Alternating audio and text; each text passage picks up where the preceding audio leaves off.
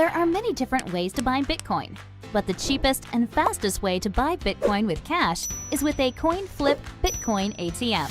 Coin flip ATMs allow anyone to buy Bitcoin with the lowest fees and within just a few steps.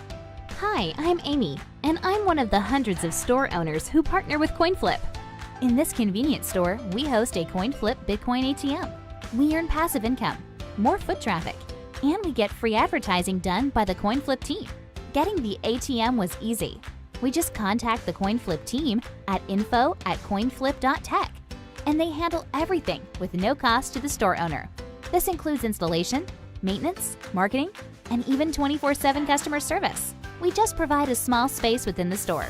To get your own CoinFlip Bitcoin ATM and join the monetary revolution, contact CoinFlip today. info@coinflip.tech or fill out the form at request.coinflip.tech. 773-800-0106.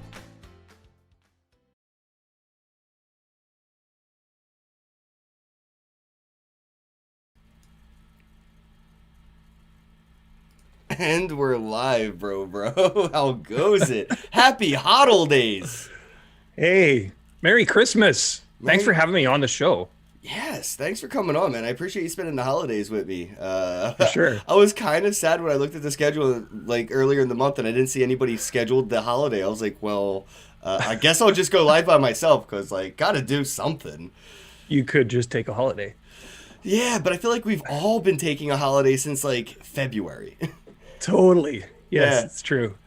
I know lazy people that even feel like doing shit at this point. You know, like right. people that haven't had a job their whole lives and happy about it. They're like, I gotta find a job. Like, I need to get out of the house legally. I need to become, you know, what is it? A resource. What are the nurses considered? Essential worker. Essential worker. I need to get that, you know, visa to go outside. That's right. No, it's true. It's been challenging, to say the least. Big facts, man. Big facts. But those challenges this year, I mean, the silver lining is innovation. Incubation has done so much for this space. I mean, there's also the price movement, which can kind of also be considered, like, you know, a side effect of this year as well. You know, so I mean, it's not all bad things. Unfortunately, there were a lot of bad things that happened this year, but there are silver linings, man. And I think the silver lining for 2020 is NFTs kind of finally getting a recognition they deserve for their individuality amongst the coins and tokens. And I wanted to give you a chance to introduce yourself, maybe let people know who you are, how you got into crypto in general, and how that kind of led you to where you're at with your tokened art and, you know, known origin and all this stuff that you're kind of doing with, you know, this. It kind of seems like new resource in the crypto community, even though it's been around since like 2017. Right on. Yeah, well, I mean, I'm the type of personality that gets bored easily. I get the feeling you're the same way. And yeah, they call it ADHD. Yeah, I really do think if I were to get tested, I'd probably qualify. Yeah, if you get bored easily, that's what they call you. Yeah, and so I'm always trying to learn about something. And I think it was probably maybe 2016 or so, I started learning about Bitcoin. And I just found it to be so cool. But I didn't have the guts to buy any. In 2016? Yeah, I didn't have the guts to buy any until later. It was like sometime mid-2017, I think I finally got some. 2016, it kind of was doubled up from the year prior. I remember kind of when I got in late 2015, early 2016, it was around like $450 a Bitcoin. And the year prior, it was only about $225. So, yeah, you were basically looking at buying at the top at the time. Right. Yeah. You know, I just found it a little daunting at the time. It was so much easier. It's so much easier to buy it now, right? Yeah, that too. Yeah. I mean, yeah, you had to find a local drug dealer that needed to get rid of some Bitcoin, or maybe somebody like a sex worker from Backpage. They were like the only two people to get Bitcoin from back then. And then Coinbase pops up out of left field and we're like, hey, man, we got this convenient experience. You don't have to meet under an alley or in an alleyway or under an overpass anymore. Yeah, well, and it had that image, right? It had that image of, it's something criminals use, right? Which, of course, cash is used by criminals an awful lot but more. Bitcoin's got that bad boy vibe with the cool flow, right? Like, Yeah. Cash has that bad boy vibe with like that methodic evil. Peter Schiff. Yeah. There's nothing cool about it. You know, when you say Bitcoin's used for drugs, somehow it just seems cool. Like a leather jacket, sunglasses at night, inside, and everything. Yeah, taking out your debit card for drugs. I don't know. Loser. Who does that? Anyway, so I got into it. I started reading about it, and I thought, you know what I'm going to do is I'm going to blog about what I'm learning. And I knew nothing. So I went and signed up for a Steemit account. You remember Steemit? Kind of pre-Hive. Yeah. Of course you do. Yeah, I remember their Steam-backed dollar glitch, which actually was a really great opportunity for me. One Steam-backed dollar was worth $1 worth of Steam, and then overnight one day it was like $11. Yeah. Thanks to an exchange listing in like China. I definitely love Steam. That's awesome. So I started writing on there, and I just wrote everything I learned. And some people really liked my writing, and I started writing for a few like marketing companies. There was one obscure one. I don't know if you remember Energy Token. It's kind of came out of nowhere. It went to like a $30-some million ICO, 1 day sale. Do you know what I mean? One of those ICOs that was just exploded, right? And they needed some writers, and they liked my writing, and so then I started doing some ghost writing for them. Oh, cool! And were you getting paid in crypto to write about crypto? Yeah, that's badass. Yeah, so I started writing for them, and from there, a few other companies liked my writing, and so I was mostly doing ghost writing for probably about, I want to say, half a year to a year. So like an independent journalist. Yeah.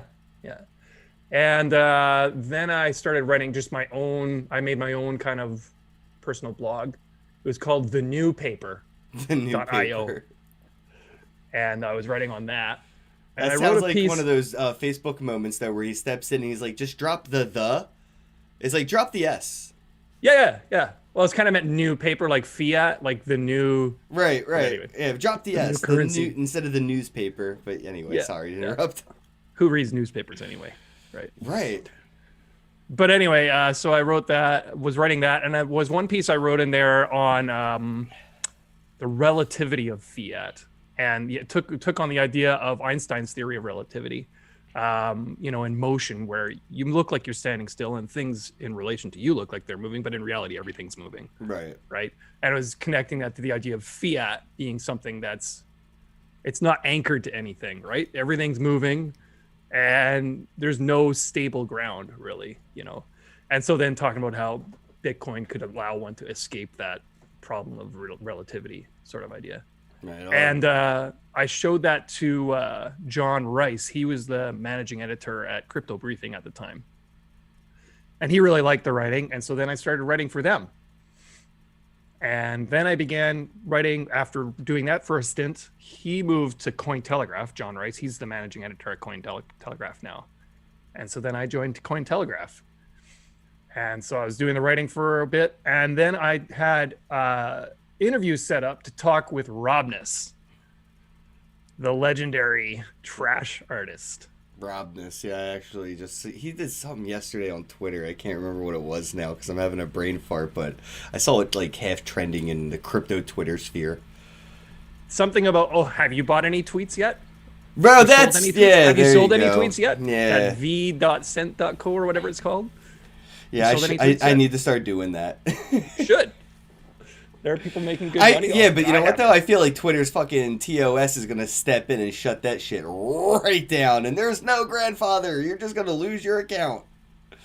Yeah, that's a good point. I do get worried about that. You know what I mean? That's why I haven't really done it or done things like that. But it is something that's on my mind when I see people playing around. I'm just like, yeah, this is where, Jack's going to have to step in and do something. At least look like he's trying to do something. Otherwise, he's facilitating this.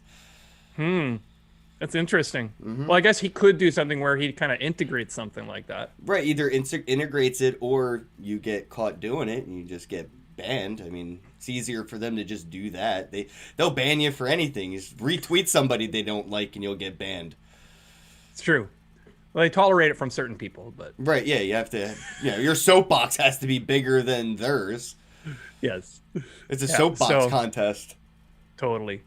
So no, that's what he was talking about. He was talking about selling tweets. But anyway, I did this interview with him, and this is way back when he, of course, he's among the top artists in crypto art in the world, if not the top. And of course, being a writer at Cointelegraph, I had this opportunity to talk to just awesome people, right? Like I was talking to, I spoke with Josie Bellini, for example. I've spoken with Akon. I've spoken with just amazing people, like innovators and, world famous people. And so that was an awesome experience. But talking to Robness and getting into this whole issue he was having an issue with was he created what was called trash art. At the time, it was a movement. It was a new thing. And it was kind of a protest against kind of this notion that, art has to be, meeting certain standards established by certain gatekeepers kind of idea. Right. And it was kind of like, well, you know what? Screw that. I'm making trash. Right. And started making art that was deliberately done in a minute, 2 minutes. He made one. There's this app called Photomosh that a lot of those artists use. I've used it. And he took a picture of a 64-gallon garbage can, a toter from Home Depot. And he photomoshed that piece. I remember the lawsuit thing. That's what it was. Yeah. And that's an iconic work now. I think he's selling it for $20 million right now. He's trying to. Yeah, wasn't Home Depot trying to sue him over that? I don't know if they actually tried to sue him or not.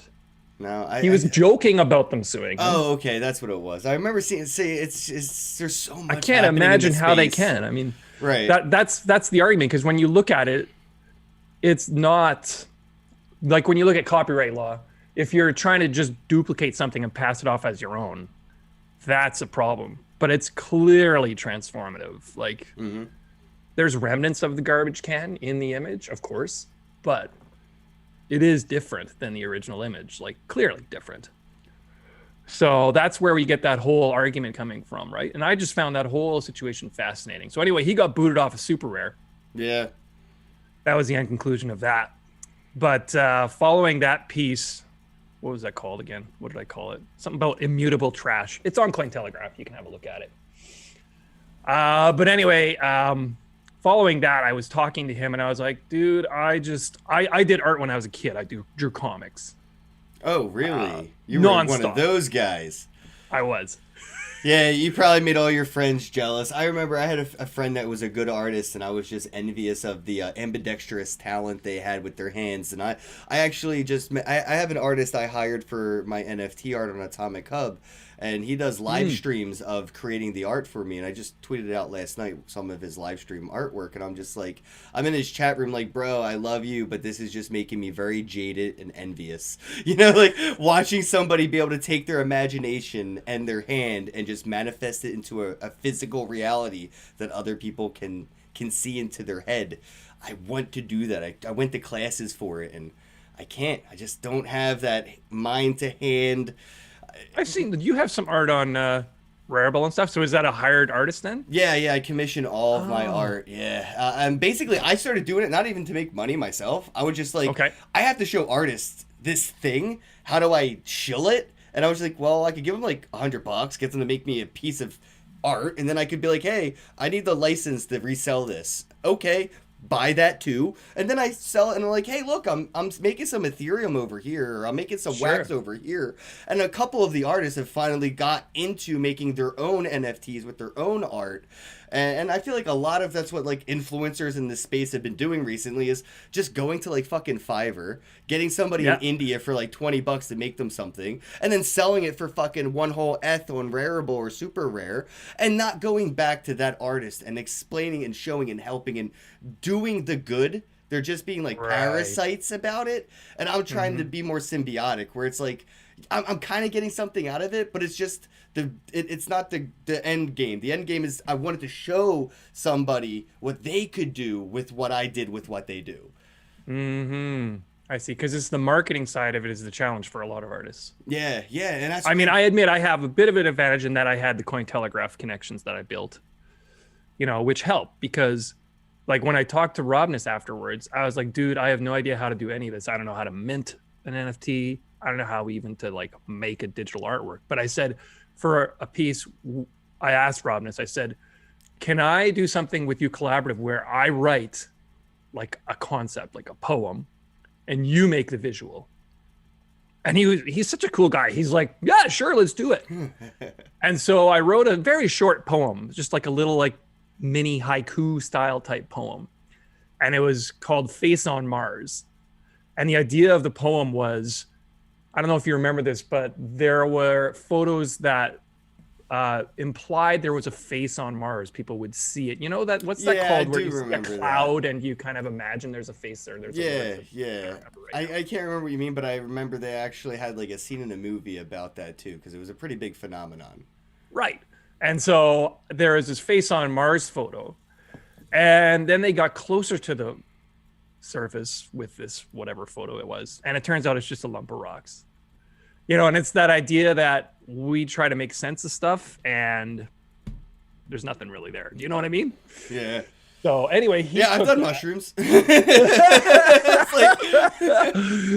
would like Face on Mars then. You should check it out when you're on mushrooms, dude. Enjoy it. Oh, tomorrow. That's my Christmas present to myself. His visuals were very cool on it. So he took it and he did this really kind of nifty motion of like, yeah, you have to see it.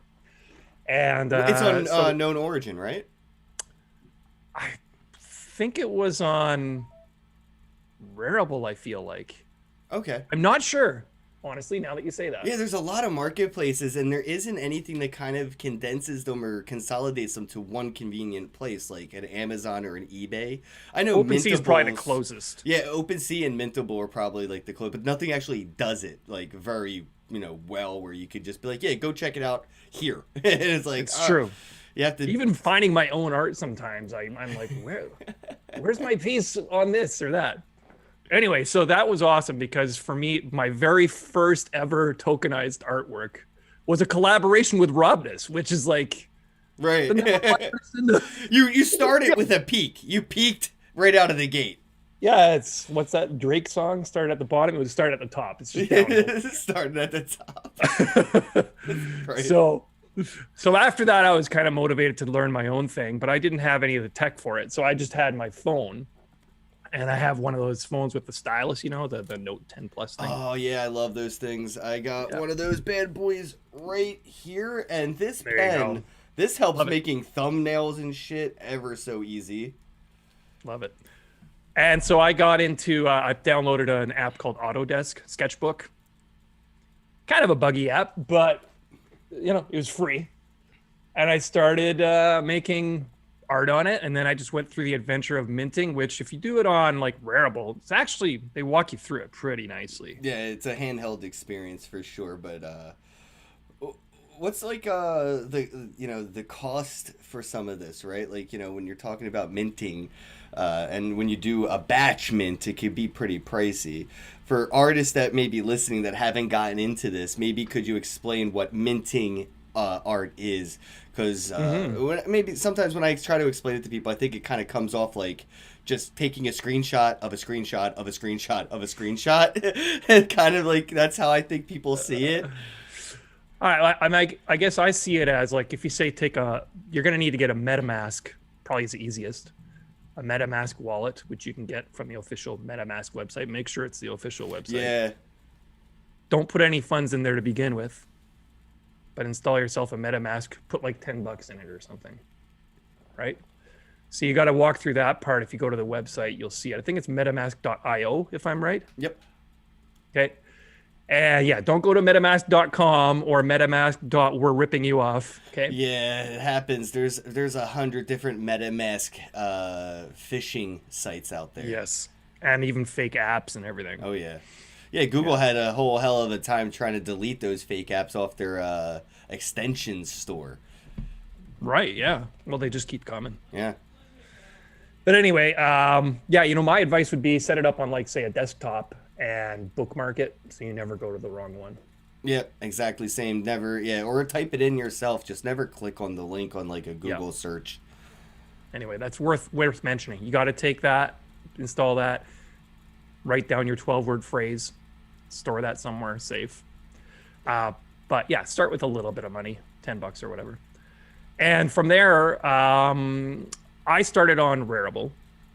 So what I would do is I would make my art on my phone. I would save it to my Google Drive or whatever. And then what you do is when you go on Rarible, you basically upload the artwork, and the minting process is done on their side. What happens is basically they're installing a token that's linked to that image on your address. And that address is like my identity. So when people see that address with that artwork on it, they go, oh, okay, that's a decline token. Right? Mm-hmm. And from that, you can prove that that was you who uploaded that artwork. Now, people could debate and say, oh, well, you could have uploaded someone else's artwork. Yes, true enough. But the reality is you can see that over the course of time, people will recognize, okay, this is this person's artwork attached to this address, right? You kind of have to build a reputation with an identity, right? But now when I tokenize on that address, it's almost like a signature, right?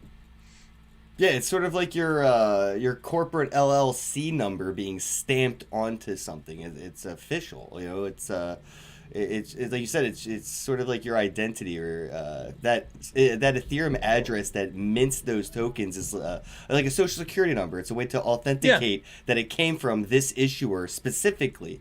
I could take a screenshot of your NFT and sell it myself, but it would be very obvious that it was issued by a completely different address than decline address that is a publicly known issuing address. Totally. And that's where, well, I don't want to get too far off the rails, but that's where art, I think, is moving to, because there's no need to have this. I was talking with Sasha Bailey from My Bay a little while ago. There's no need to have this provenance proven by, these people that's their job to trace back where this art's been passed from. Yeah, like who the hell is going to tell me a real Banksy is a real Banksy other than Banksy himself? Because seriously, I don't know who to trust anymore. I watched a video about 10 years ago where, the homeless guy was selling Banksy art in New York City, and I think only 6 pieces sold to like 4 different people, and somebody got it authenticated and then sold it for like $100,000, and I'm just like, but what if it wasn't a real Banksy? Is there any way to prove this other than just like some nerd's word? Because that's a trust, not a verify. And how does that get to a 6-figure deal when you can't verify it? And that's the key, right? Like Sasha Bailey was saying, they don't even do the authentication anymore. They're like, forget it, it's impossible. Like he had an example where they had an Andy Warhol stored in a vault that they investigated, or was that Vlad Ginsburg from Block Party? I'm not sure. Anyway, they're indistinguishable. You cannot tell the real from the fake. And so it has to be done via provenance. It has to be done via, okay, who owned this, and then who owned it next, and who owned it next, right? Which blockchain is obviously a very clear solution to that problem. Yeah, it's the best solution. That's what it's for, The blockchain is a timestamp server. That's it. Use it for anything you want, but it's a decentralized, public timestamp server. That's it. You could throw anything into it, and with that alone could be a game changer. Absolutely. And that's where people will say, oh, well, big deal, I got a screenshot. It's like, yeah, but you do not have the provenance. Right. And my argument for that, and sometimes it helps wake people up when they have that perspective on NFTs, is take a photo of a $20 bill and then try to pay your Netflix bill with that photo. That's good. Because it's not going to... Netflix isn't going to accept that $20 just because you have a photo of it. Yeah. But I could most likely get them to accept an NFT. If it's trading for $20 on the market, and, yeah, I could. If they were savvy to it, yeah. Right, exactly. But not with the image of a $20 bill. Maybe with an NFT of a $20 bill. I don't know. I'm waiting... I hope I don't put this out to the universe in the wrong way. Right. I somebody messaged me. I see them in the chat. I'm not going to throw you under the bus, bro. But I have thought about it more, and I'm thinking, how amazing would it be to see stable NFTs instead of a stable coin? A $1 NFT, a $5 NFT. You can store your value in my art if you want. Exactly. That's what art is for nowadays, right? I mean, that's the irony. Some of the greatest art in the world, masterworks, they're not even on display anywhere. They're kept in temperature-controlled vaults. Nobody even gets to look at them because what you get to look at is a copy. That's what they put on display, the copies. Totally. Yeah, when you're walking around the Museum of Modern Art in New York, those aren't the real deal. No. They're all copies. Yep. Right? And so you're like, wow, I'm looking at an original Van Gogh. No, you're not. Man, exactly, sucker. I don't know if that's true for all the pieces, but art in human history has also seen apocalyptic moments where it's just been eradicated and destroyed, and nothing will ever be able to bring it back. And now that we're seeing it be able to be sort of like time capsuled on a blockchain, art is forever now. We don't have to worry about museums being burned by governments that don't like the propaganda that's being displayed on in the picture frames. They have no power here. This is the immortal art. Yep. I mean, there are issues that they're working on with like IPFS nodes and things like that to make it so it truly is independent. I wanted to get into that with you because I do worry a little bit about things like that, especially when it comes to like CryptoKitties, the OGs, right? If they have an issue with with where their images are hosted, all you're going to have are CK coins. You're not going to have a cute little cat with different color eyes and stripes and a fluffy all that imagery will be gone when you open your MetaMask wallet, and you'll just have a CK coin, nothing else. And that worries me a little bit, especially with artists out there selling six-figure art with the potential to one day when I open up that app, where that is being called from, that protocol is calling that art image from, will just be a null error 404 image not found one day. Yep. So that's definitely still an issue. I know that talking with Sasha Bailey again at mybay.io, he was saying that's something that they're working on, enabling artists to just independently host their work so it does not have that vulnerability. But anyway, that's for the future, I guess. I was going to talk about costs though. Yeah. So when you mint this work, of course, being that it's installed on the Ethereum blockchain, usually as a ERC token, I forget which one. ERC 721 or 1155. 1155 is another one. That costs money.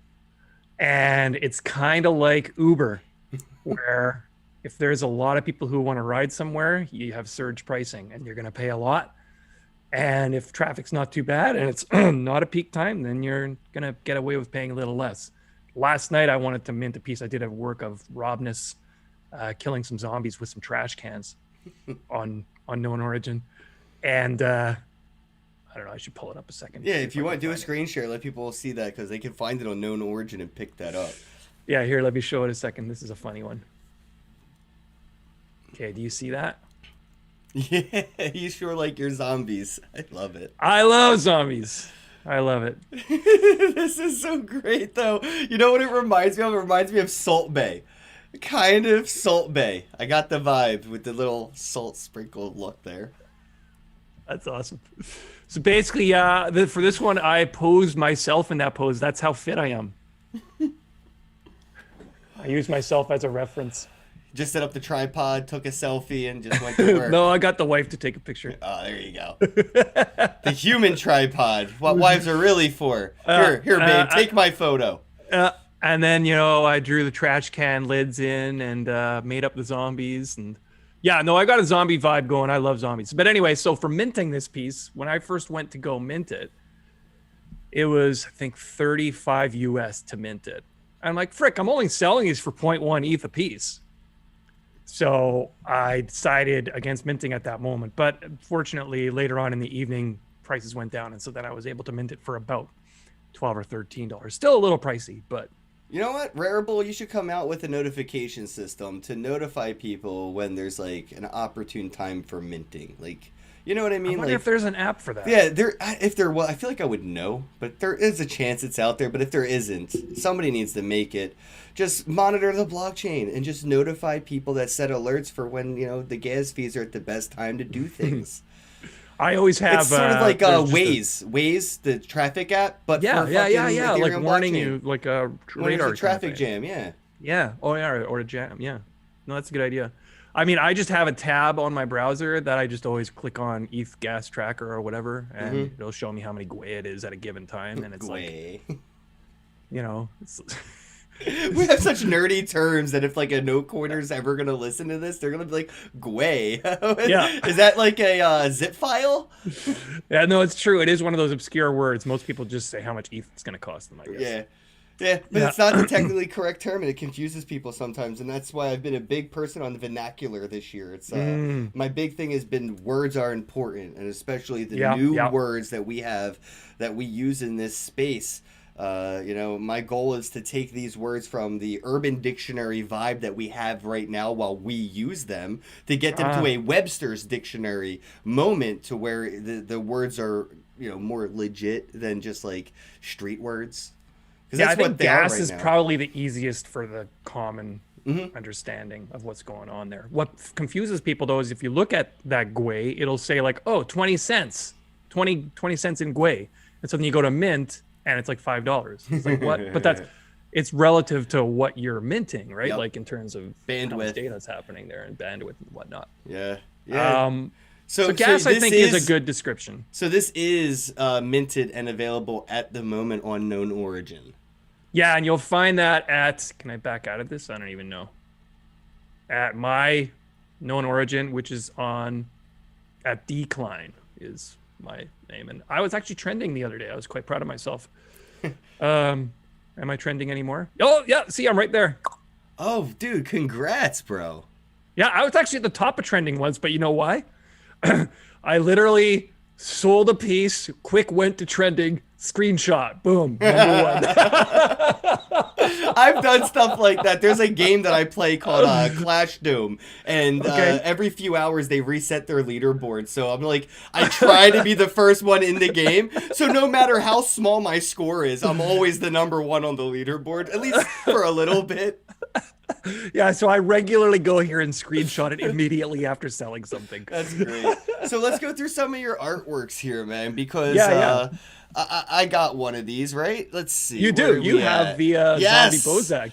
Dude, this is so cool, man. And I didn't even know this was coming. I had no clue anything. And you just like, hey, man, I made something. I was just like, oh, I gotta have it. It's so badass. Like, thank you very much. This is a great Christmas present, bro. Like, seriously, I adore art. Since I can't create it, all I can do is admire it. So I am an art appreciator. Like, I really appreciate art, and I appreciate artists because, again, I can't create it. You guys are like fucking wizards to me, you might as well be a magician. And this is just like, dude, that's exactly how I would see myself as a zombie. Like, look that's at awesome. that. I love the blood all spattered in your beard. Yeah, exactly, dude. I mean, you got the headphones. You just chowed down on somebody and then came on your podcast. It's usually what I do right before I get on air. Eat humans? Well, you got to stay young somehow, right? They tell me babies keep you fresh. Is that right? Okay, I got to look into that. Yeah, it's called the Clinton diet. Oh, that reminds me. You want to see this one? I don't know if you've ever seen this one. Oh, perfect. Perfect. See, she's on the same diet. We look the same. Young and beautiful. Yeah. So a lot of these multiples I sold, maybe say one or two of them. There's still some low mints people can grab. Yeah, there are. Yeah, Zombie Santa is still all three available. I'm kind of surprised by that one, actually. There were a number of people who really liked it, but no one actually pulled the trigger and bought it. If the Grinch Who Stole Christmas got a promotion. Right. They used the iconic Coca-Cola thing there. Yeah, straight bit the top off. Oh, is that Roger? This is the iconic Roger Ver piece. His finger's been zombified off, which I thought was just, leaves it to the imagination. Yeah. Which is actually more insulting now that I have to give myself the finger in my own mind. Exactly, right? That's kind of the idea of it. This was actually done on my phone. This one I used Autodesk. What? You did this on your cell phone? Yeah. You can see like that if you look carefully at it. You can see the lines are different because since then I bought an iPad Pro, and the advantage of the iPad Pro being the pressure sensitivity, where you can just draw lightly and get thin lines and draw harder and get thicker lines. Whereas with the Note 10, you do not have that same control. And so it pretty much just stays at the same width no matter what. Oh, so it's actually more like using a paintbrush, right? If you kind of like swift, you get those streaks, and if you blot hard, you kind of get that like drain of the paint off the brush. Yeah. That's Here's cool. Peter Schiff. Gold coin in one hand, dollar bill in the other. This was my Genesis piece, so I priced it a little higher. It was my first piece on known origin. Oh, really? Yeah. Oh, yeah, you got a 1 of 1 right there. Yeah, this is a high res one too, 8600 by 4000. It's So a lot of the times, not a lot of the times, actually now of the times, I'm seeing NFTs come with license rights or some kind of actual ownership of art and like physical art. Well, not just that, but like virtually. So like, if I buy this NFT, I don't own the art. I own the NFT. If I went and took this image and put it on a T-shirt and tried to sell that image on a T-shirt, I don't own that image. I just own the NFT. But now I'm able to buy your NFT and have, actual ownership of the art itself, where I can resell it and distribute it. And it's my art, not just yours now, And right now, if I were to buy an NFT from, your known origin, I just own the NFT. I don't technically own the art. But I am seeing people nest legal documents in NFTs that transfer ownership of the art to the actual owner of the NFT, which I think is pretty badass. I don't know. It is cool. Yeah, I don't know how that could be used, by people, but I know that there has to be potential there for that. I would think so. Yeah, I think that there's a huge untapped market. I was just kind of flipping through some of my others. I don't only do zombies. I don't only do zombies. I'm not a one-trick pony, damn it. But zombies definitely are my jam for sure. Dude, they definitely have like a great eye for it though. Like it looks so good. Thanks, man. This is Zombie Dally. I really like this one. Dude, this was a 1 of 1. Just the mouth alone just gets me. Take some time with the teeth and stuff, Right, and that's another thing. That's why I can appreciate art is I can see something like that. And it's like, that's like a 20-hour project, if not more. Oh, no, these are not 20 hours. Dude, it looks like you took a lot of time into that. No, like this Robness piece, I did last night. So really? 3 hours or so. Damn, man, you got some skill, bro. Now, since you have, I would say some influence, right? You have some clout. Has anybody reached out and said, paint me like one of your French girls, Jack? Paint me one of your what? That's like, the Titanic. Paint me like one of your French girls. And she gets undressed and she gets she's like, here, paint. Has any companies reached out and said, hey, tokenize me? Or, anybody? Because I have had some commission pieces. I haven't thought to ask, but as soon as I saw you do mine, I'm like, this dude's got to get hit up by people, right? Like somebody's going to want their art. Like, look how cool I look. I do have some commission pieces. Do you know who Bitumen is? Trash artist? Yes. This is a commissioned work. Okay, cool. So he's like, hey, can you zombify me? So people that are watching can reach out to you and get some commissioned artwork done if they want to be zombified and tokenized. I'll do commissioned work, for sure. If anybody does that, please let me know immediately so I could grab one of your zombie NFTs. Maybe we could negotiate because I have one too. Yeah, there you go.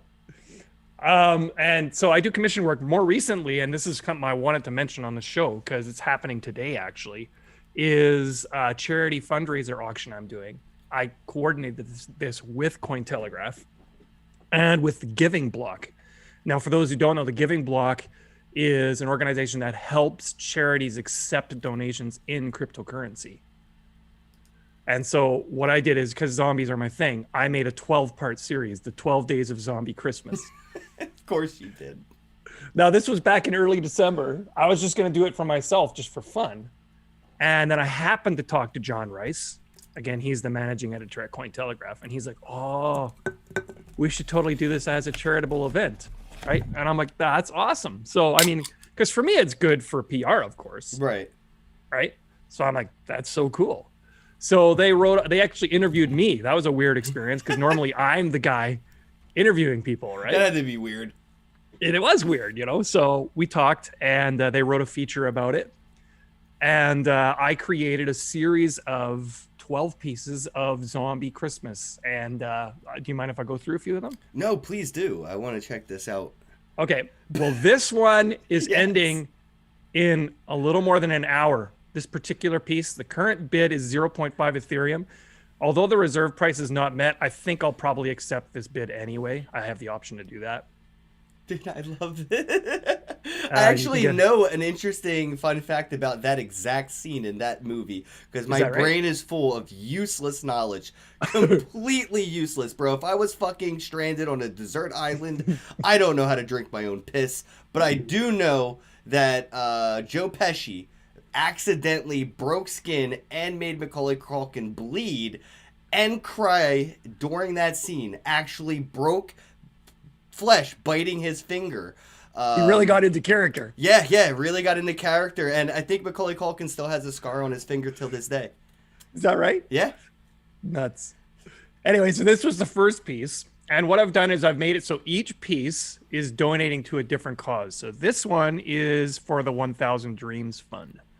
And the way it's working is I'm donating 80% of the proceeds. So for each piece, the donation is 80% of that, whatever it ends up being. And so that's day one. And here's day two. Where's Woodstock? This particular image did not have Woodstock in it, although it would have been kind of a cool idea just to have him laying there dead, maybe.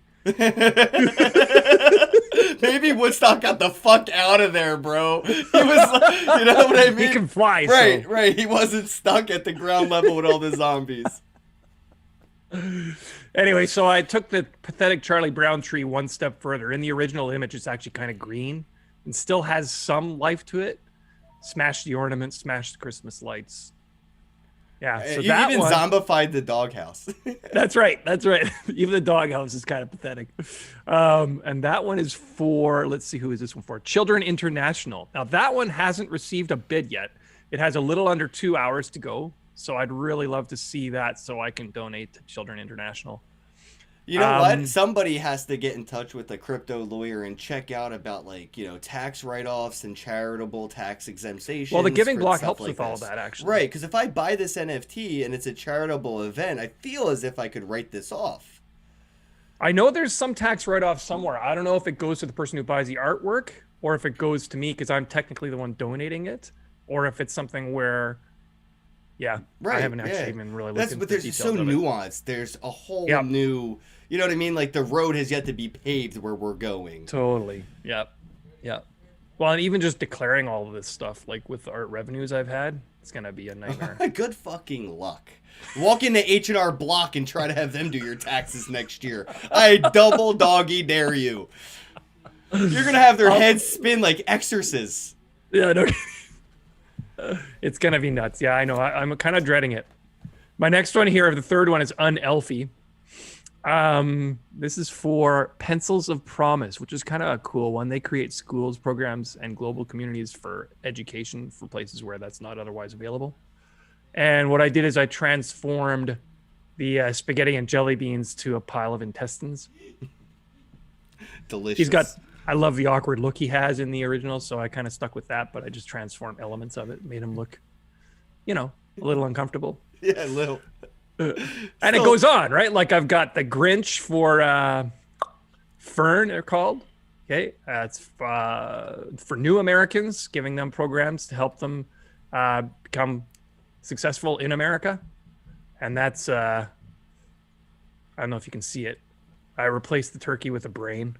Oh, yeah. I didn't even realize that at first. I was looking at the dog, and I'm just like, even the dog's a freaking zombie. And then the turkey, the turkey is a brain, bro. You got me. I love her look of anticipation. Brains. Something about zombies, just, I don't know what it is. I just find them hilarious. I don't know. The Star Wars one has a bid on it of half an ETH. Which, if it doesn't go higher, I probably will accept that anyway, because that allows me to donate to, who is this one? The Mona Foundation. And in this one, I don't know. Did you ever see the Star Wars Holiday Special? Yeah, I've seen YouTube clips of it and stuff. I actually haven't watched it in its entirety because You I don't don't think want it to, no. exists really. No, the whole Right. show is on YouTube. The Right, whole show. it's on YouTube, but it's not like a legit canon event or anything. They kind of like erased it from like, you know, the legit Yeah. histories. But it is out there. I've seen pieces of it, and boy, was it bad. Oh, Like, you the can't clips that I've seen. tolerate more than 10 minutes of it. Yeah, it was like I watched it out of curiosity and I was like, holy cow, this is terrible. Yeah, I don't think it had George Lucas's approval either. It just did it. No, he actually wanted it pulled from all the networks. Yeah. Yeah, wanted it destroyed. It worked. I don't think it, you know, it's only on YouTube from illegal uploads and probably will be Yeah, shut yeah. down every other day. Yeah. So Poor there's that one. R2D2, That man. one does have a bid. This one I'm a little bit surprised doesn't have a bid yet. Sale ends in a little under 4 hours. It's Scrooged.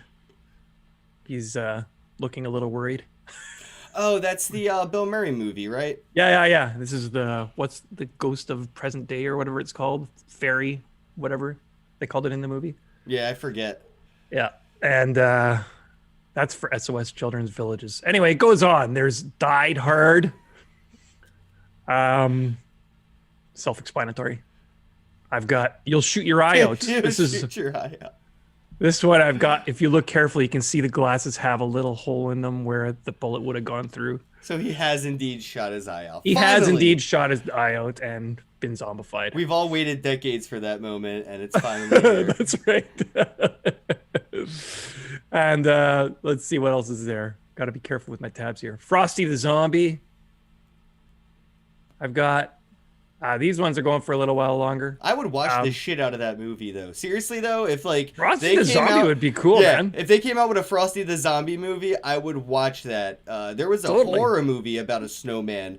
I forget. I don't know if it was called Frost or something, whatever. But there was like a horror movie about a snowman. Stop sharing accidentally. A criminal gets into like a car accident and chemicals and snow, and the snowman starts murdering people in a village. Awesome horror movie. It's so shitty. You gotta watch it. It was a wonderful. You know, they didn't even have to change anything. They were just already zombies. Well, I did change him a little. I don't know if you can see. They all look kind of excited to see him. He looks a little worried now. Normally he's smiling. But now he's kind of like, oh, Honey, shit. what's for dinner? You. I just like that black and white effect. This one does have a. This one has Met Reserve. So I'm a fan of black and white art. I've always have been. When I take pictures with my smartphone, it's usually in black and white. really Yeah. interesting. Yeah, I've always been a big fan of black and white imagery, even from a young age. Huh. Cool. There's more of Grave than of Gravy About You. Muppet Christmas Carol. This one's got 6 hours left to go. So how do you decide what to? I would guess to choose my words. What would you? How do you choose which to parody or to zombify for your token process? Well, in this case, I just went with 12 Christmas movies that I remember enjoying. Okay. And granted, there's many more. And I'm sure people will be like, oh, why didn't you do this one or that one? It's like, well, you can only do 12. There's always next year. Yeah, totally. You could do one of those like pranksy advent calendar things, which is pretty cool. Yeah, well, I wouldn't mind being a part of that. But anyway, yeah, this one, Christmas Vacation, is probably my favorite Christmas movie. And you got Cousin Eddie here with Clark. But anyway, yeah, so I've got all 12. Home Alone one and is, each one goes to a different charity, right? each one's a different charity. Yeah, so like this Christmas Vacation one is going to who is it for again? Did I not put the charity on there? I got. See, I've been waiting for this one's companies Family Promise. like Family Promise. the Red Cross to make their own kind of an NFT thing for charities, or charities themselves to make their own NFTs. You know, like when you go to an IHOP or, you know, a restaurant, sometimes they have those like paper balloons you can kind of tape to the wall with your name on it for donating like 10 or $20, and they're different colored ones for different amount, right? Like you see some are red, blue, blue or green or whatever, and there's only like 4 red ones because it's like $100 donation at IHOP, and people will donate just to get their name on a balloon and tape it to the wall for a couple days. I could see why wouldn't the Red Cross or a charity organization themselves just directly start issuing NFTs as a way to give back to people that want to donate. Like if I send $100 to my local TV company like PBS, they'll send me like a t-shirt and a tote bag as a reward. I see these loyalty points or reward things kind of going in that non-fungible token way. Think of the cost savings to those charities. Right. And think of the opportunity for the donators too. I could actually trade that NFT after I've donated to the charity, where I could potentially break even or make a profit actually on that charitable event I contributed towards. Like by buying one of your NFTs and donating to a charity, there's a chance in a little while I could get more Ethereum than I spent on it when I try to flip it. And that opportunity in the environment for donations and charities, that's a game changer. It's never been like reverse monetizable. Donations and charities have always been one way. Like, here's the money, it just keeps going in that direction. But with tokenomics, it's cyclical. It comes back around to the person that actually starts the snowball of donation. Well, in that secondary sales market, that's a huge difference. Yep.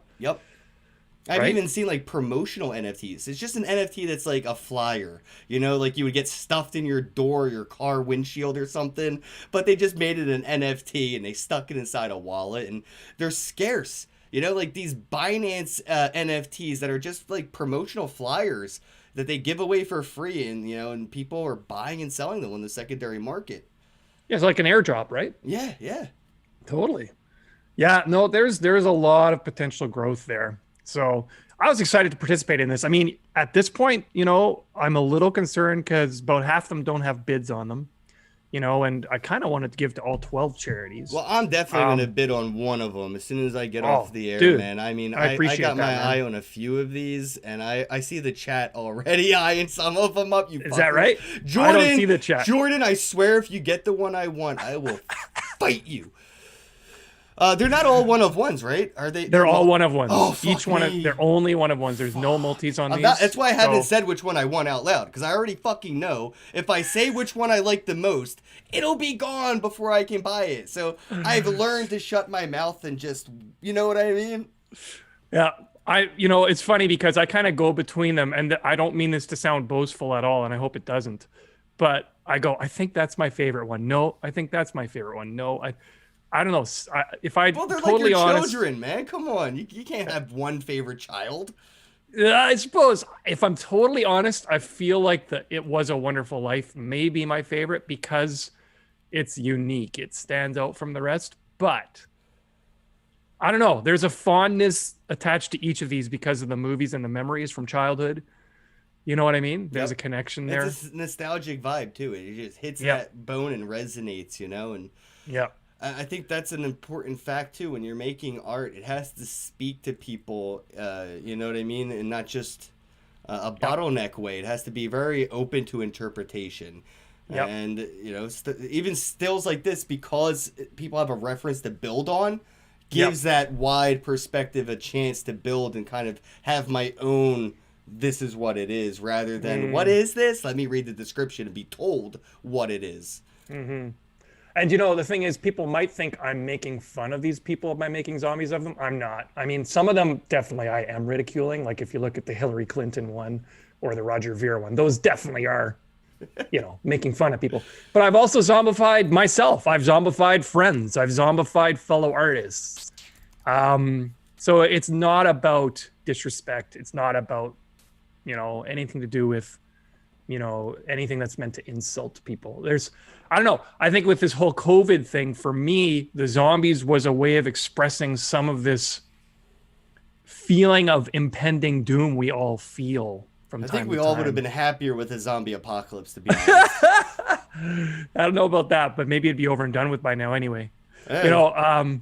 So for me, it's more nuanced than that. This is not about making fun of people or insulting people, although in some cases I have used it for that purpose.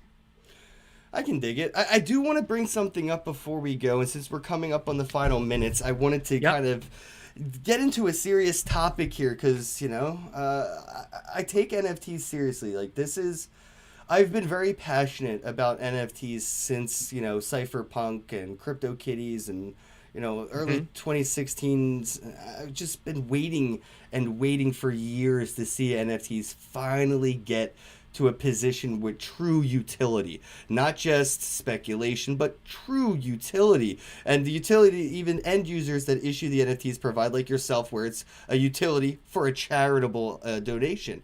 That utility is, more than what we had early days. I worry significantly about people like you when I see the SEC fucking with people. You know what I mean? I'm like, fuck, my NFT bros are next. They came for like the coins. They came for the tokens during the ICOs. I worry that they're going to come for the NFTs, and we're going to see a situation arise where, maybe when I want to mint an NFT on Rarible, I have to be a KYC issuer where I'm going to have to get, my driver's license, all this information, and submit KYC to Super Rare, Known Origin, OpenSea, and all these places, even to buy it, right? So I start to think about, platforms where BitMEX has now just been wiped out. Arthur Haynes is in trouble, and well, what's stopping the SEC from just shutting down OpenSea? And what Rarible did by creating Rary, that's got to be on their radar. So I'm just wondering, do you have any concerns about this wild west that we still have with NFTs? Because we do see a lot of security use out of this, right? Like, companies will say, we're going to build a game, buy our NFT, we'll use that money to build the game, and then you could use the NFT in the game, which kind of makes it a utility, but it's also a security, but because it's Wild West, it's not. So there is a lot that we get to get away with and play around and have fun right now, but I'm worried that we're going to see a lot less fun or a lot less opportunity for fun in the future. Is this anything that you've considered or thought about when, looking and doing NFTs? Well, I mean, historically, historically, art is pretty well protected, in terms of being a form of expression. And I actually live in Canada, so SEC can do whatever they want. But generally, artistic expression has certain protections that are unique to it.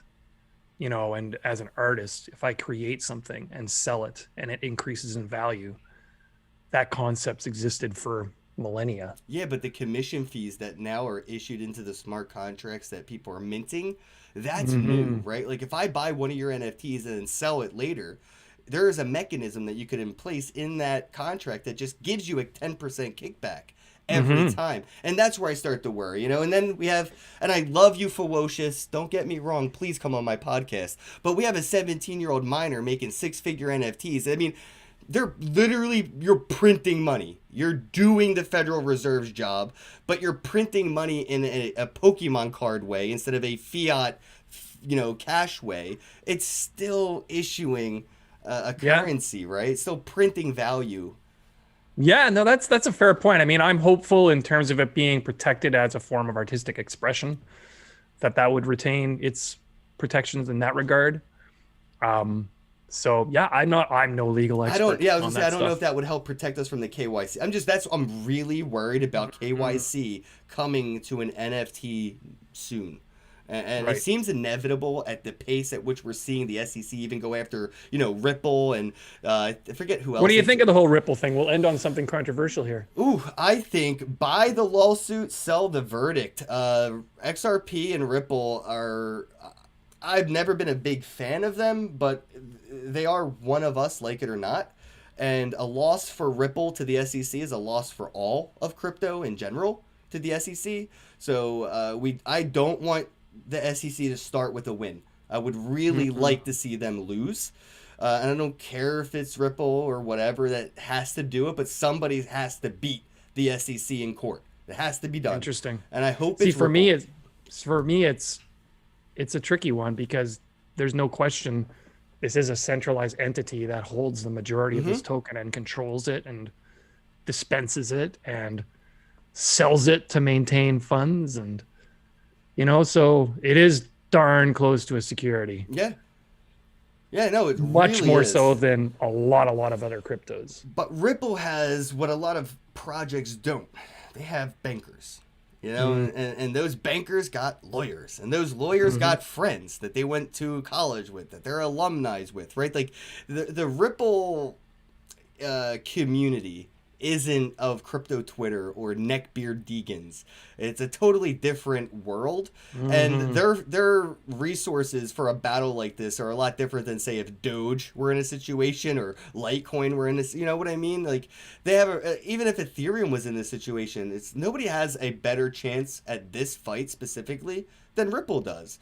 And difference being, though, again, Ripple is a centralized entity. Ethereum right. That's the not. thing, Bitcoin though. isn't, Exactly. right? That's what I mean. They're set up in a way to actually fight this. Yeah, I see what know? you're saying. Yeah, you know what I mean? You would have to volunteer yourself as tribute, like, oh, I'm Vitalik, I'm the guy. They don't. I'll represent Ethereum. Right. You don't have to worry about that with Ripple. They have to defend. You know what I mean? They have to do this now. There is no just abandoning ship and saying synonymous, rug pull. They have to fight this. So the amount of money that they're gonna have to spend to save face, I hope it's enough. But the thing I'm getting at is they've had and have a lot of partnerships with like banks and governments around the world. This is just a shakedown. You know what I mean? Like when it comes down to it, this is just a shakedown. The U.S. government, SEC, just wants a cut of the pie. They don't want to shut anything down. If it's making money, I promise you, they do not want to kill it. They just want to extort it. That's all. Yep. You're right. And I predict, and I said this the other day, I do predict that Ripple will win the lawsuit against the SEC. They'll actually countersue the SEC, and then they're going to sue every fucking exchange that just delisted them after signing listing exchange contracts and paying listing fees for those exchanges to then be delisted after one press that comes out of them. I think that they're going to actually come out on top after this. I don't care about the price. So. I hope so. I mean, I'm not a huge. I don't want to be stirring up the pot here, but Ripple XRP is not my favorite crypto by any means. Me neither. But I think I think you're right that it affects the industry as a whole. It would be a bad snowball effect for the SEC to start with a win like that. We need them to start this whole war with a losing battle. If you want to win the war, the first engagement kind of sets the precedent. And this is why they went for that low-hanging fruit. It's a real easy, low punch, right? It's a low blow. Totally. It's such an easy It's the closest to meeting the Howey test. Right. Pretty much any crypto you can think of. Well, Tether, I'm just saying.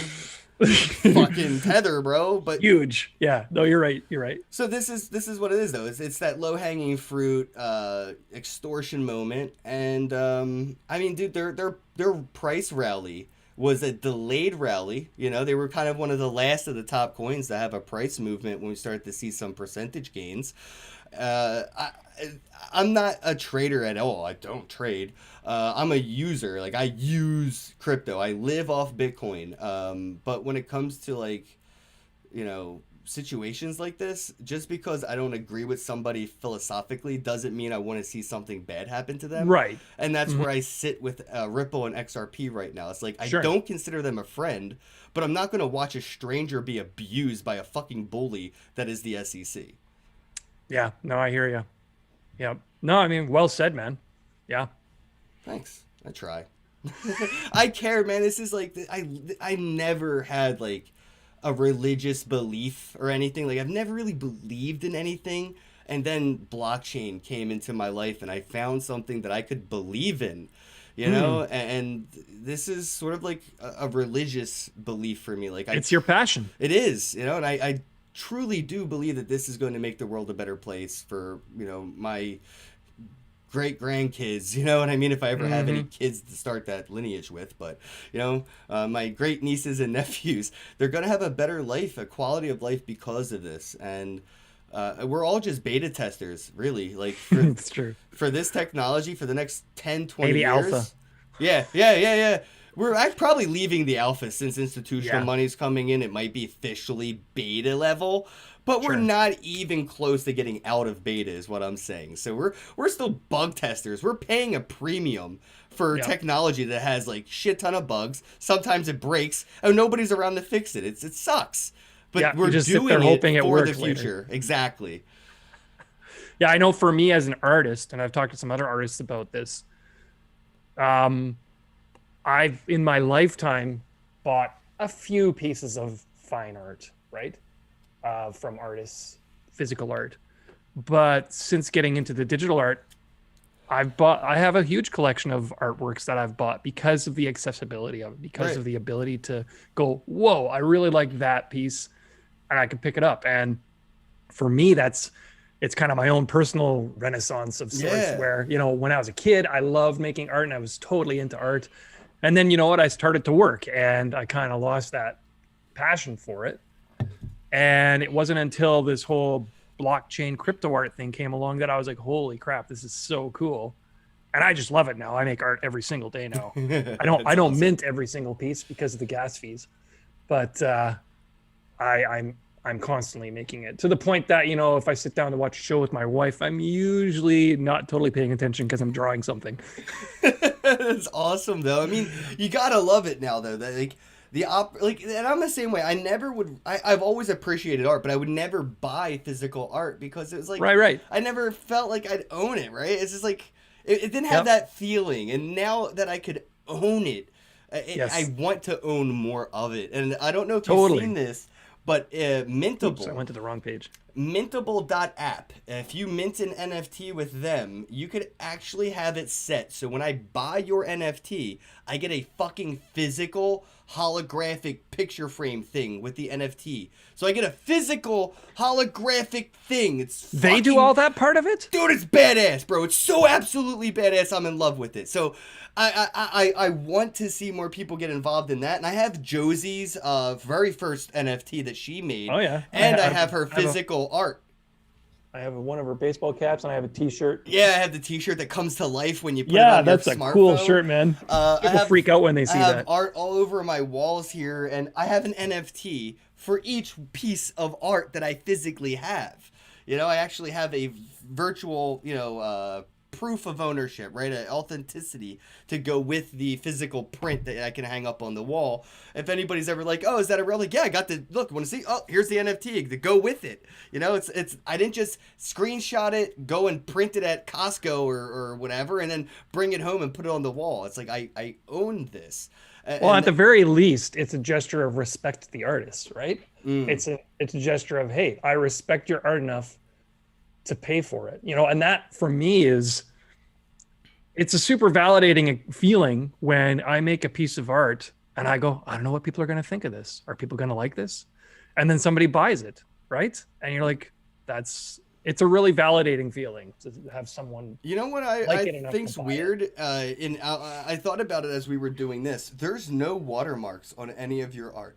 So there is literally no incentive really to just not screenshot it. Go ahead, screenshot it. I don't care. No, but that's what I'm getting at is I think that you're right that, you know, people will see something and be like, all right, I'll just download the file to my phone or screenshot the image. But then there will be people that are like, well, this speaks to me. I want to give back from this.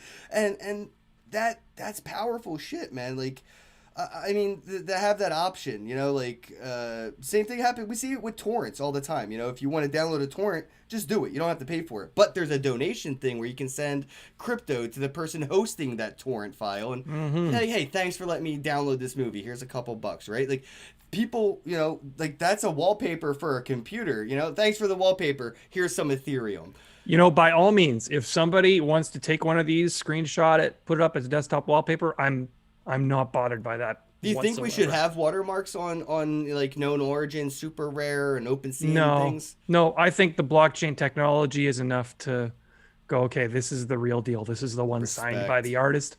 Anything else is a screenshot. And it doesn't hurt me. If people are getting pictures and going, oh, who's that by? Oh, that's a decline zombie, right? It's not going to hurt me. It's advertising. So and I'm not paying for it. You're on the same page as Louis Vuitton. They don't care how many people counterfeit their bags. They really don't. It brings value to the original. Right, exactly. So if I have a screenshot or an image of a Louis bag on my phone, it doesn't hurt Louis. You know what I mean? It's just the same difference as having a screenshot of your NFT on my phone. It doesn't hurt anything. No, do you think the person helping. buying a $50 Louis Vuitton purse was actually going to spend $5,000 on it? No. Right. They're not in that market. And now Louis Vuitton has somebody out there marketing for them for free, basically. You know? It's advertising. Yeah. Yeah. No, by all means, if people want to take a screenshot of these and put them on their phones or whatever, go for it. I don't have a problem with that at all. So. All right, bros. I'm going to wrap this thing up, guys. Head on over to OpenSea. Right there, you can see the on-auction NFTs right now. If You'll have to filter for a decline and on-auction. Sorry for interrupting. No, definitely. Decline, on-auction. Just wanted to let people know, if you go ahead and pick one of these up, please let me know so I can give you a shout-out for not just for picking up an NFT, but also donating to a charity at a very special time of year to give. This is a unique way to do it. You could be part of something historical. Imagine being one of the first people that were to there to give the Red Cross $1. This is an opportunity to really take precedent in something historic and give back to a charity and have something to hodl and show proof of that, rather than just a fucking PayPal receipt screenshot that you would get if you were to just send a donation anyway. I mean, the game has changed, my bros. I hope you guys get it. These are all one of ones. I get that. You know what I'm saying? And they're all under my name, so they're attached to my name on the OpenSea storefront. I do want to let people know there was a few mints of the zombie Bozak, right? There's 3 of them. There's 3. I got 1. So if anybody picks that up, please let me know. I want to airdrop people that buy that something. So when they're all it still makes up, me laugh. I love, dude. It's like, look at, it's so perfect. It's so. All right, Decline, my bro. Thank you so much for taking the time to come on Christmas Eve, spending the holiday with me on the podcast. I appreciate it. And I hope you see nothing but success on this. I think that you have great karma coming your way just because of putting this out there in the universe. Thanks, man. I really appreciate it. And it was a lot of fun talking with you. Yeah, hopefully we can do this again. Or if you got to come on my podcast. Absolutely, bro. Can I mention that? Yeah, please. Show yourself. Yeah. It's called NFP. Let me see if I can find it. NFP. Fuck, you're a genius. Non-fungible podcast. God damn it. That's good marketing. I thought not another Bitcoin podcast was good. It's not even big enough when I Google search to find it. Here it is. It's NFP. And you can listen to it on Google Podcasts or on Spotify or whatever platform. And most of the people I've talked to are artists. So I've spoken with Second Realm, Colin, he's a collector, Cryptomatic, Bitjamin, Jordan Gray is Starpause, Vladislav Ginsburg, he's a CEO at Block Party. Bishop, of course, you're probably familiar with. Love Bishop. The dude is a genius. This is one of my favorite podcasts. I laughed the whole time. He's hilarious. I got to hang out with him in person, man, in Miami. Did you? I fucking love Bishop. He's awesome. I made this one for him. This is a series. It's a crossover series. Sorry, I know I'm taking up your time here. Not at all, man. I mean, seriously, we could do this all day. I have nothing to do. Well, I love talking about my own art. So what I've done is a crossover series where I have created zombies who are frightened, which to me is hilarious. So there are zombies that are on the run from something. The question is, what are they frightened of? I don't know. So there are a series of work examining zombies at their most vulnerable. So this is Bill. And I have a series of these. So there's let's see, I'll pick a couple of them to show you. Here's Jane. You can see the ominous lights. Someone's hunting her down, right?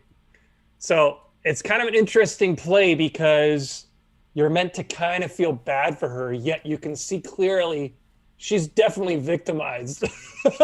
Yeah, you're humanizing zombies, which have been dehumanized, literally. Yeah. So I've tried to kind of play with that element of pathos with zombies, look, she just wants to eat some brains and get on with her undead life. Okay. So, kind of feeling sympathy for them. And then I thought what would be interesting is play the flip side of that and have the people who are hunting them down. I could see Bishop as a zombie slayer. Yeah. And the idea came from him because he's like, can you do one of me? But I don't want to actually be getting zombified. I want to be the one hunting them down. And so then that's what got me thinking and got me doing the Robness. And next, I think I'm going to do Vitalik, I think. Yeah, Vitalik. Yeah, he definitely needs to be a zombie. He's a zombie alien, though. That dude ain't even human. Can aliens become zombies? I think I'm going to make him a ninja. I think I'm going to make Vitalik a ninja. Yeah. I've already got the picture in my mind of what it's going to look like. His physical body frame is not the stature of ninja-esqueness. That's going to be part of the fun of it. Yeah, I can already see it's going to be a little baggy, okay? Oh, Jordan, thank you for sending me a Wax NFT. He said he sent me some 3D code on Wax or something. Thank you, Jordan. I appreciate that, man. I guess since we're still here, bro, if you don't mind, why not Wax, right? Like, there's so many blockchains that do NFTs. That's a very good question. And I feel like Wax is legitimately just for NFTs, right? Like, it's the NFT blockchain. Ethereum is sort of like a Swiss Army knife of utility when it comes to tokens. But Wax is specifically like NFT world, and we're seeing a lot of happening in Wax NFTs, specifically like legacy companies getting in, like Atari, Street Fighter, fucking Bratz, Dead Mouse. Dead Mouse launching on Wax was, I would have thought, super rare, known, or somebody would have got him before Wax, but we're starting to see a big adoption of Wax when it comes to NFTs, legacy-wise. Not so much like independent artists, but corporate-wise is coming into Wax. Why, yourself, included, or artists like yourself, why not double mint, right? Why not double mint? That's a pun. But why not double mint on, Wax and Ethereum? Why only issue your NFTs on Ethereum? Or, not have both, or why Ethereum and not Wax, just to kind of get that conversation started for people that may be looking at multiple blockchains for different ways to use NFTs. Well, I personally wouldn't mint the same work on both because that to me disrespects my collectors who have already purchased it on Ethereum. Then I don't want to have, a dilution of that work. So if you're buying this as a one of one and then I go and make something on Wax with it, I don't feel right about that. I have done remixes, and some of my remixes have actually done better than the originals. It's gotta be funny. This one was actually kind of funny.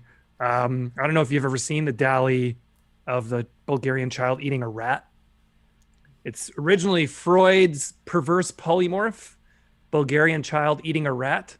And I was having a funny conversation with Second Realm. He's an artist who's well known for, he's been an artist for decades already. It's just recently he's been a digital artist, and he's kind of known in this whole trash movement and the remix stuff. And so I kind of laughed about it because neither of us had ever seen this work before. And we've both been in art our whole lives. So it was just the strangest thing. It was like, is this the Mandela effect? Like, I've never seen this piece. I feel like when you mentioned it, but then I'm like, I feel like my subconscious made me forget it because that's a fucked up image. The one with it eating a rat? Absolutely. Yeah. So I thought, you know what? I'm going to change it to Bulgarian child eating a burger with a ton of barbecue sauce. And then Second Realm took that and he added, I don't know, the animation, a bit of history to this where there's an artist who remixed someone else's art and just threw a logo on it and animated it and kind of claimed it as their own. And so he made this and then I minted it. And so you got to actually mint it. Okay, I'm like, I'm minting it. Mine. So it's a collaboration with Second Realm. How do the collaborations work? Do you guys This was kind of a live one. We just kind of were. Yeah, I'm going to give them half if we sell it. I priced it a little higher than the other one because it is between two of us. Right. That makes sense. That's why I was asking. Yeah. But I never actually answered your question about Wax. I think for me, it's probably because I've been working at promoting myself and marketing myself on platforms that, let's face it, do help me with in terms of prestige, right? Like being on Known Origin, it's a prestigious platform. Yeah, I mean, the way Right. I kind of look at Ethereum and Wax is Ethereum is a art museum and Wax Hmm. is a gift shop. Right. Okay. Yeah. Yeah. So like premium art like yours definitely belongs on Ethereum on those marketplaces because they're more Right. museum-esque environments where the user base has that expectation of quality, and they also have a valuation of price in mind. And Hmm. it also goes to like cost of production too. I think when you're making physical art, the quality of the canvas, the quality of the paint itself, the quality of the brush, all that gets Hmm. priced in to the value of the actual painting at the end of the day. You use a Right. cheap canvas, you use cheap, paintbrush, cheap paint, you have a cheap product. And I kind of think of that as Hmm. wax, is it's very cost effective to make basically free, NFTs, but it costs something. You pay for Yep. production costs on Ethereum, and that production cost, I believe, adds value to it, knowing that you had to pay a gas fee to mint it, and It knowing does. that it's on an expensive canvas like Ethereum, and then it's in a bougie museum like Known Origin. Well, and I think part of it is true because really, if there's no cost to the production, that does kind of, oh, here, I made this dead mouse piece. If there's no cost to production, um, that reduces the value in a Right, sense right. because you could just produce any old thing, right? Whereas this took me obviously time and effort to make, but it also cost me to produce it, Yeah, exactly. It costs you Ethereum, right? so you actually So, have to put your money where your art is. yeah, totally. I'm looking for one. I was talking about the remixing. Oh, okay. You know what? Because I would love to It's on my see wearables more now. artists like yourself get involved with wax, but in a different way. Again, like you said, obviously not the same stuff being double minted on Hmm. two blockchains, but I would love to see artists that have really nice art in a museum also have knickknacks in a gift shop, like NFTs Hmm. and wax. Because I mean, Hmm. there's people out there that won't have a half of an Ethereum or one Ethereum to pick up an NFT like this, but they would have a couple hundred wax, to pick up something. And I just think that it would be a cool way to have like a keychain as opposed to, a giant picture on the wall. I still can get Yeah. a piece of the art. Well, I could do something like what marble cards kind of idea, where maybe I do some kind of collectibles of some sort of zombies. That's a possibility. Yeah, that would be Um, badass because you could do packs. You could do a pack of your yeah, zombie yeah, cards on wax. totally. That would be neat. That would be cool. I'm I'd be looking with for. it. Zombie packs, definitely. It's funny. I can't find my own freaking art on here. This is the Ethereum problem when it comes to NFTs, man. It's still chaos. It's Yeah. Oh, you even know when I why? go into It's my because I own wasn't looking under wallet. my creative. They were all sold, so that's why. Oh, there you go. Sold out. You have to go to created. Here's a case where my remix was more successful than the original. And I did a series of anti-portraits. Basically, they're portraits without faces. And so I was taking things that Oh, have that's the become, press. yeah, like a journalist, I suppose. It's funny to see Um, press in a gas mask, though. You know what I mean? It's like mhm. that's actually what the press has to look like nowadays. Exactly, yeah. And there's kind of this militarization element. What I like about this image is it's ambiguous enough that it can be interpreted multiple ways, and I kind of like that. I like that one Yeah. person can look at it and get one story out of it, another Instantly, person looks I at it got another. hashtag freedom for Hong Kong. It might be the red background, Mm, but it definitely, the first impression I got that's right so off the cool. bat was Awesome. hashtag freedom for Hong Kong, the yellow vest movement in Paris, that kind of a vibe. That's awesome. Yeah. So this is a case where the remix actually did better than the original, where the original still sold.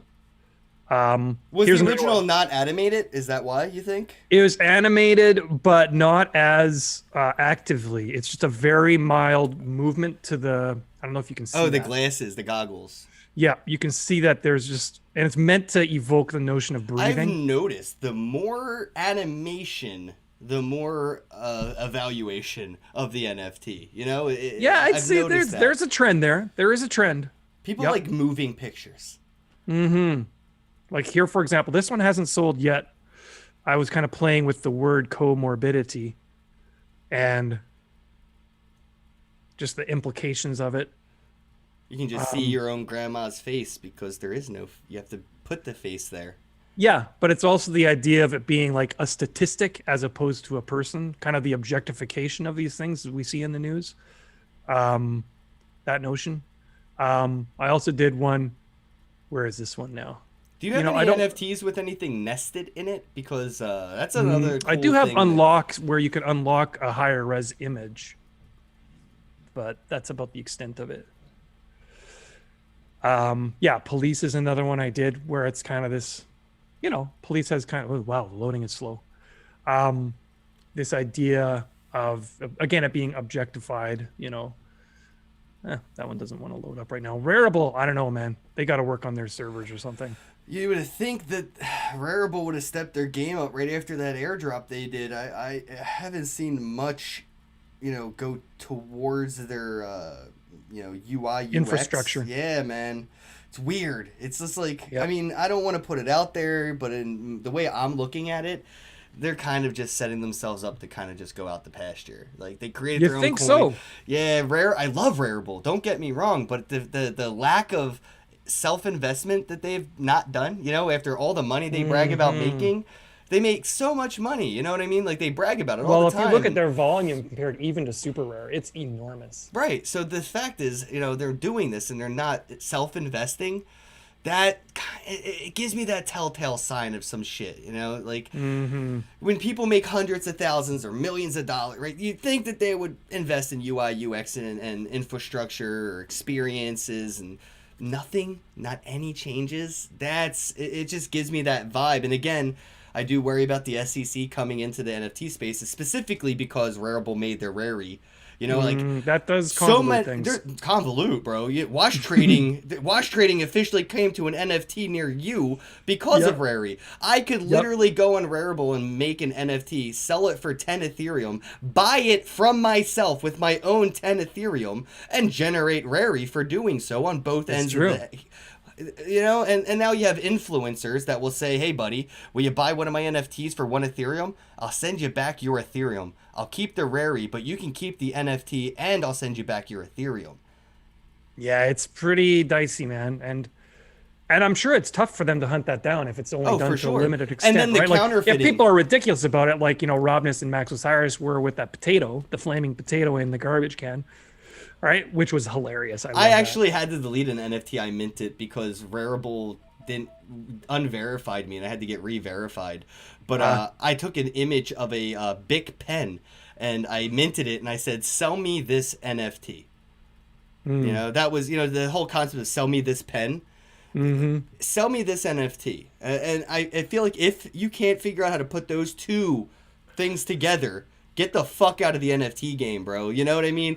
If you can't sell a pen, you can't sell an NFT because you have to know. You know what I mean? You have to be able to know how to market. Yeah, exactly. And that, with NFTs right now, that's the 100% hardest part is self-marketing.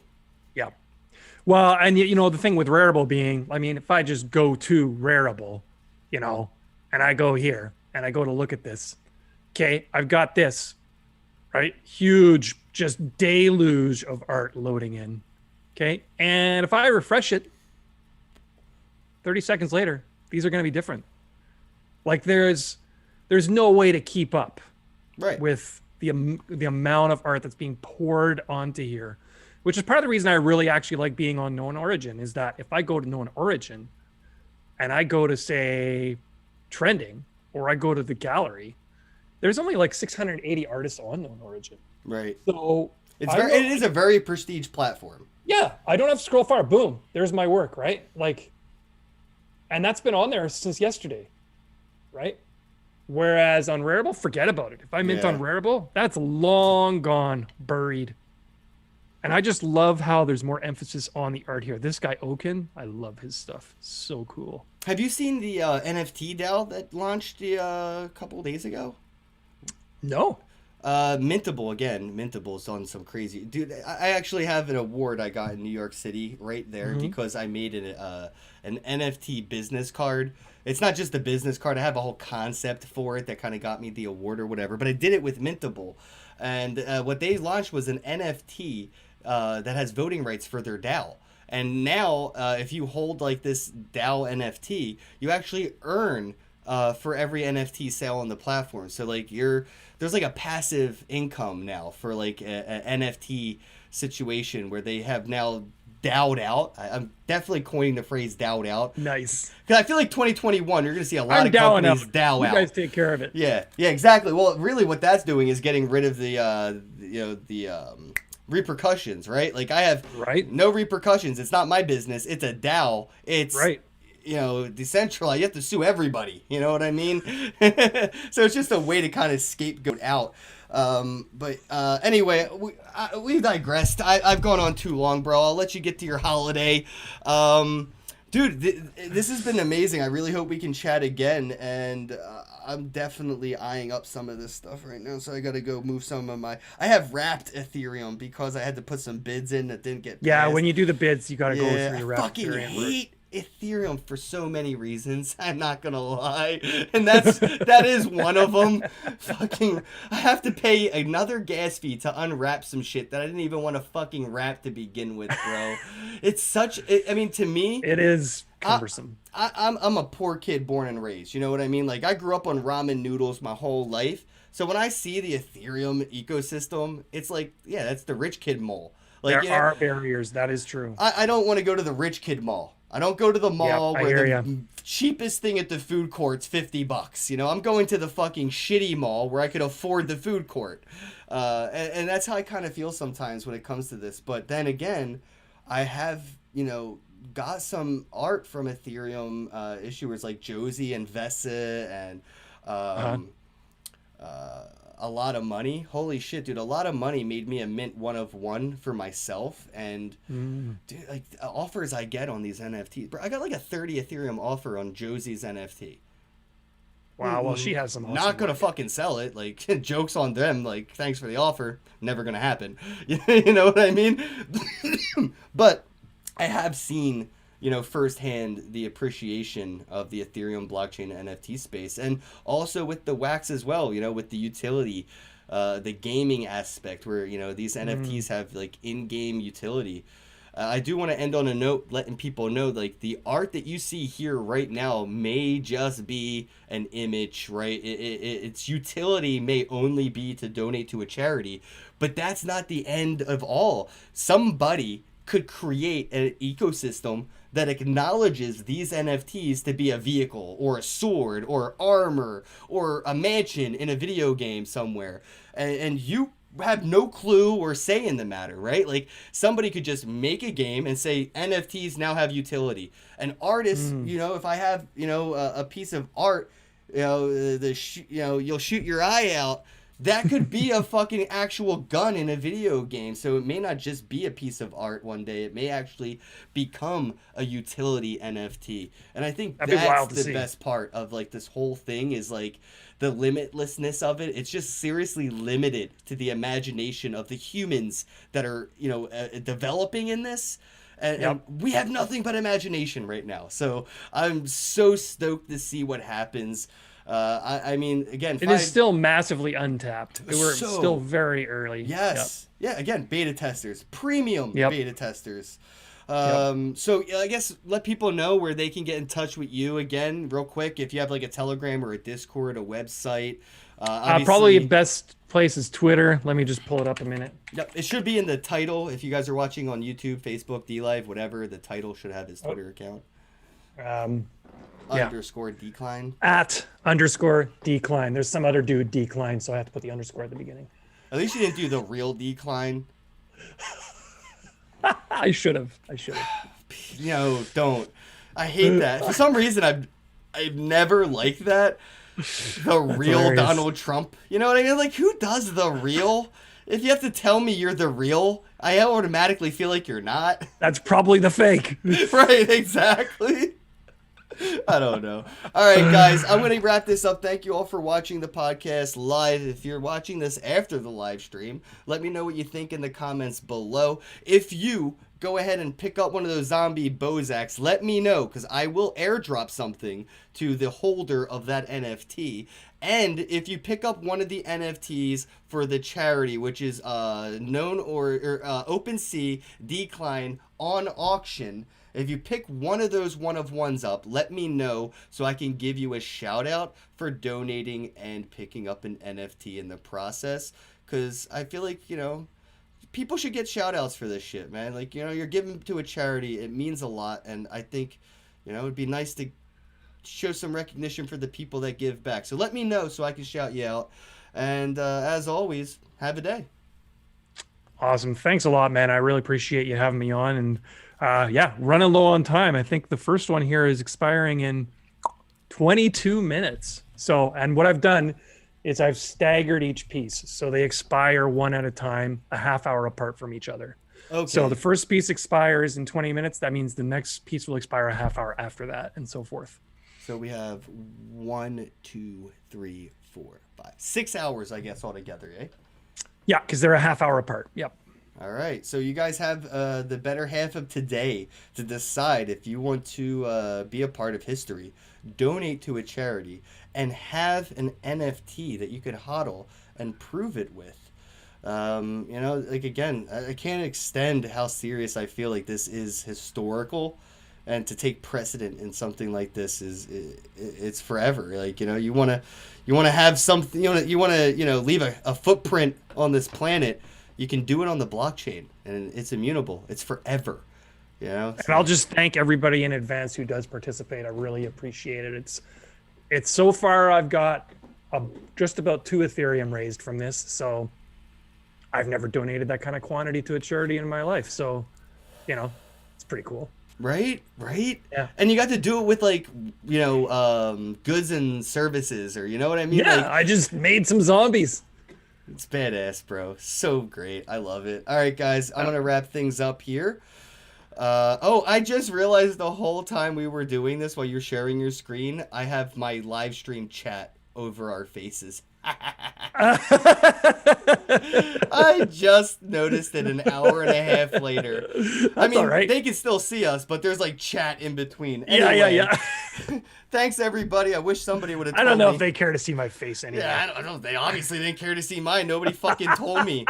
All right, I'm out. Have a day. Merry Christmas. Bye.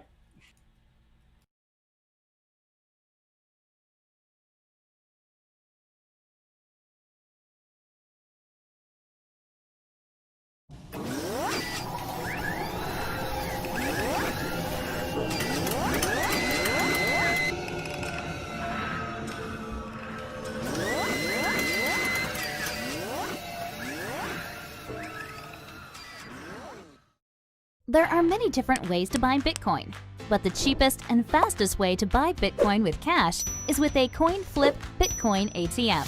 Coin flip ATMs allow anyone to buy Bitcoin with the lowest fees and within just a few steps. Hi, I'm Amy, and I'm one of the hundreds of store owners who partner with CoinFlip. In this convenience store, we host a CoinFlip Bitcoin ATM. We earn passive income, more foot traffic, and we get free advertising done by the CoinFlip team. Getting the ATM was easy. We just contact the CoinFlip team at info@coinflip.tech, and they handle everything with no cost to the store owner. This includes installation, maintenance, marketing, and even 24/7 customer service. We just provide a small space within the store. To get your own CoinFlip Bitcoin ATM and join the monetary revolution, contact CoinFlip today. info@coinflip.tech, or fill out the form at request.coinflip.tech. 773-800-0106.